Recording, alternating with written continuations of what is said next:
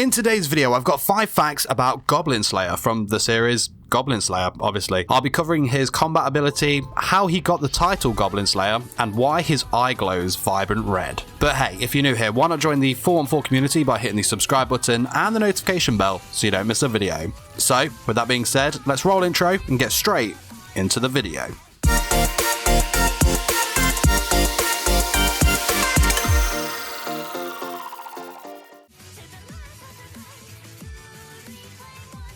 Goblin Slayer is a silver-ranked adventurer who only deals in hunting goblins. Because of this, his overall demeanor and shabby armor is often mocked by the other adventurers in the guild. Goblin Slayer is of course a male human and in his 20s. He stands at 175 centimeters, which is 5'7", and weighs 153 pounds. He's also dominantly right-handed, in case you wanted a bit of useless information on him. And you could say that Goblin Slayer's biggest mystery is, what does he actually look like under all that armor? Enough so that the other adventurers at the guild had taken bets on what he looks like, or even what gender or species he was. So, like I said earlier, he is a human male, very pale in skin, with a strong athletic body covered in scars from previous battles. He has very short, light grey hair with crimson eyes, and by the shock on the faces of the guild members on his face reveal, quite the handsome one too. Now, I guess you're probably wondering about that glowing red eye too, right? And it's nothing but visual dramatic effect, though one account did say that the eye that glows is the same eye that he witnessed his village attack when he was still a boy. I thought was pretty interesting. And in terms of his equipment, he wields a short sword, which is perfect for combat within small spaces such as caves. He also wields a longbow. This is just a standard longbow that he would use for sniping goblins from afar. As for defense, he carries a small round shield. This is easy for him to carry around, but will often use it to smash the skulls of incoming goblins too. Armor-wise, just as his shield is light, it is leather-based combined with metal plates in the now classic helmet. Under that, he wears light chainmail, and you can see a theme here, but his equipment is preferably light so that he can still move around quickly in combat and still be protected from minor attacks. Other equipment he carries on him, of course, potions. These either heal his wounds or increase his stamina. Obviously, a torch, you'd think to light those dark caves, but in Goblin Slayer's case, just another weapon. He also carries a magic scroll. These things are extremely rare, but also super powerful. This, you could say, is his trump card when he is in a desperate situation. Goblin Slayer definitely isn't someone you would consider a social person. This is mainly down to the trauma he went through as a child and the path he has taken in life, which, as we all know, is him devoting himself to hunting down and slaying all the goblins. Now, you may ask yourself, why does he devote his life to slaying goblins? 2 answers really. 1, so that the same tragic events that happened to his village do not occur to another, and 2, obviously revenge for what happened to his village, including his sister who he had to watch get raped and then brutally murdered, while remaining hidden out of sight. So you can't really blame the guy. Now, Goblin Slayer also went by other names. The first was Orkbolg. This was the name he was known by the elves, and I can't think of how to pronounce it as I've only watched the sub, so it was probably a really bad attempt. So followed by a really bad attempt at High Elf Archer's impression, which is Orkbolg. That's not really bad. They're just all really bad. So sorry about that. The other name, however, I can pronounce, and that is Beard Cutter. This name was how he was known by the dwarves. No impression to follow on this one though. Sorry. Interestingly, from the light novel, both these names are the names of famous goblin slaying swords that would glow blue when goblins were near. I think I've heard that before somewhere, or maybe seen it.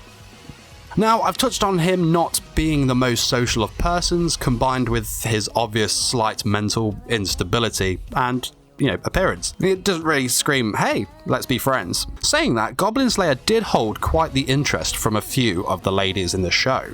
There was obviously the priestess who he saved from goblins in the first episode. Try as he might to persuade her not to join him on his missions, she follows him wherever he goes. In return, Goblin Slayer acts as some sort of mentor to her, teaching her everything he knows in order for her to survive. Though I believe there is no ship between these two, I do believe that he does hold a special space for her, as, we saw when she was seriously injured by the Goblin Champion. Next up, there was the ever so popular High Elf Archer. The second female female in his party, and once again a very popular character amongst fans. These two didn't get off to the greatest of starts, as Goblin Slayer wanted nothing to do with her and her party's world-saving quest offer. But she then mentioned goblins, and of course he soon became interested. Like with the priestess, Goblin Slayer teaches the High Elf archer how to deal with the goblins, but is often left frustrated as she limits the way he can dispose of them. However, as a true gentleman, he respects her request.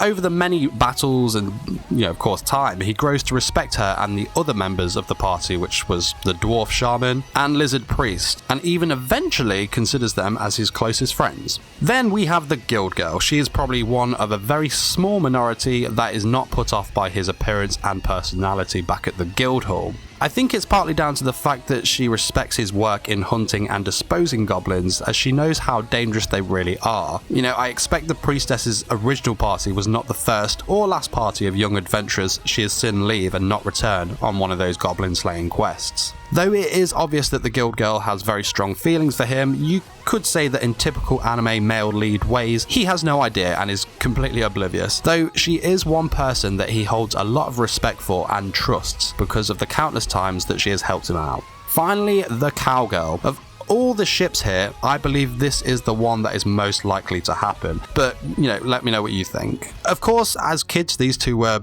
the best of friends, and she has given him a place to live with her uncle. Of all the girls mentioned, the cowgirl is the one we've seen Goblin Slayer show the most affection to or open up to, albeit in his strange way. This was most noticeable towards the end of the season. It's pretty clear that he does care for her, as we've seen him open up to her little by little as the show progressed. But, what do you think? Which ship do you prefer? Okay, I think one of the things I loved about his character was that he was a man of very few words. Suka being a personal favourite, which, if you're watching the dub only, that was Japanese for I see. However, when Goblin Slayer did have more to say, it was either an extremely badass battle plan or words of death aimed at the goblins, or a fountain of knowledge spilling from his mouth. Impressive guy, I can see why he was popular with the ladies. Anyway, I want to talk about the people behind Goblin Slayer's voice. Goblin Slayer's Japanese voice actor is Yuichiro Umihara. He has voiced other characters such as Goro in Darling in the Franxx, Ichijo Saya from Sword Guide the Animation, Manabu Horikita in Classroom of the Elite, and many more. As for Goblin Slayer's English voice actor, that is Brad Hawkins, who has voiced other characters, though only minor roles, such as Lotus Humboldt in Black Clover, Kurozuma from a certain scientific railgun, Marco Ikusaba in Mirai Nikki, and only a couple more. When it comes to Goblin Slayer's combat abilities, you could say he is more of a hunter type that relies on setting traps, using the enemy's weapons against them, or making use of any advantage that swings in his favour. Saying that, he is of course a master swordsman and marksman, and has trained himself in combat. He is skilled with a sword and bow, most weapons actually, but he has also honed fighting using a hands-on approach, as seen in many brutal goblin kills. He has trained his body over the years. He has a very high physical strength, so much so that he can overpower the larger goblins. And not only strength, but Goblin Slayer has great speed and endurance. His reflexes are that fast that he is able to take down multiple goblins at crazy speeds, and not only could he attack at high speeds, but he'd make the most of these reflexes when it came to dodging incoming attacks, even unexpected ones, and not just from goblins but from projectiles such as arrows. Though, it did help that he is extremely aware of his surroundings. He's trained his senses, particularly hearing and sight, so much so that he can actually detect a goblin hiding in complete darkness. I mentioned earlier that he had amazing endurance, enough so that he has an extremely high pain intolerance, so much that he is actually capable of fighting after suffering many broken bones in his own body. I also touched on the fact earlier that Goblin Slayer has great knowledge, particularly when it comes to goblins. Of course, he devoted so much time to studying them, be it their habits or even their mindsets. Because of this, he has become quite the master strategist. As we have seen, he has come up with the craziest yet brutal and amazing plans, be it ambush tactics or straight out guerrilla warfare. If you can say one thing about Goblin Slayer, it's that he is efficient in his profession. Should also quickly mention that he has basic alchemy knowledge as well. As we have seen, he can brew his own potions and use those magic scrolls, which is pretty impressive. Okay, so how did he get the title Goblin Slayer? For this, we have to dive into his backstory. There is also a light novel spin-off covering his early years. Definitely give it a read if you get the chance. Anyway, even as a young boy, he knew he wanted to be an adventurer, though at this time, I imagine he had bigger goals in place rather than devoting himself to simply slaying goblins. But, as we all know, an event occurred that would change him forever. The night he had fallen out with his best friend, the cowgirl who had left the farm to see the city for a few days, his village was attacked by goblins. His sister forced him to hide in the house's basement and stay silent. Unfortunate for him, not only could he hear what was going on, but there was a crack in the floorboard that he witnessed the events unfold as well. After this had happened, he sneaked out the house. While agonizingly looking at all the corpses around him, he was attacked by some goblins that hadn't yet left. On the verge of death, he was saved by a Rhea, I think that's how you pronounce it, which are, they're kind of like a halfling race. This Rhea took the young boy and trained him for 5 years. 5 years had passed, and now on his way to the Adventurers Guild, he passed his old friend, the cowgirl, but did not speak to her. Once at the guild hall, he met the guild girl and registered as an adventurer. While she was looking for the registration papers, she mistakenly dropped a sheet that he, of course curiously, picked up. This fallen bit of paper was actually a goblin slaying quest. And without hesitation, he accepted the quest and he chose to go alone, of course ignoring the guild girl's attempts at persuading him not to do so.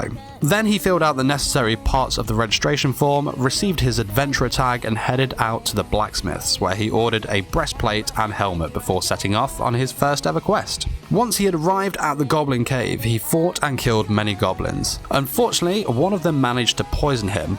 As he reached into his bag for an antidote, he realized that the glass bottle had smashed. What did he do? He improvised. What he did was he curled the bag into a tight ball and sucked the remaining spilled antidote through the bag. After fighting through more goblins, he then encountered both a hob and a goblin shaman. Now, he barely made it out alive, but did manage to kill both foes standing before him. He made his way to the back of the cave and rescued a captured woman and slayed the goblin children in the area. Following this first quest, he was then reunited with the cowgirl, who convinced him to stay at her farm with her uncle. One day, hearing of a party going on a goblin slaying quest, he decided to join and assist them, though not as grand an adventure as his first, as there was only 3 goblins to slay. The party, obviously impressed with his skill, asked him to join them, to which he refused because they obviously wanted to take on other quests other than goblin slaying. Midway through this conversation, one of the goblins made a final attack, which Goblin Slayer of course put a stop to, killing the goblin instantly. He then decided to take it upon himself to extend his knowledge of the goblins by dissecting it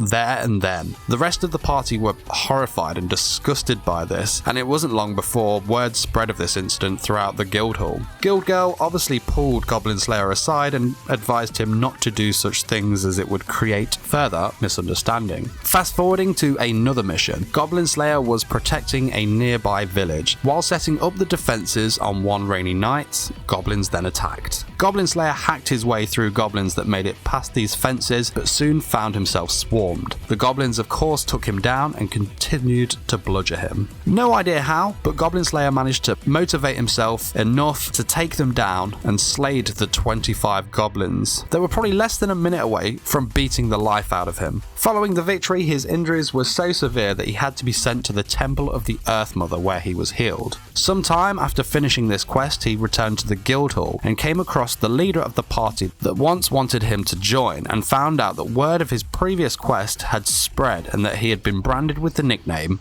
Goblin Slayer. So, thanks for watching. That was my video, 5 facts about Goblin Slayer. I hope you enjoyed the video. It was one that I feel like I should have done a couple of weeks ago, but yeah, I didn't want to hit myself with any spoilers. So here it is. Hope you enjoyed it. But don't forget to smash the like button if you did enjoy this video, as it really does help my videos reach a wider audience. And of course, subscribe for more anime content. Till next time, my fellow weebs. Peace!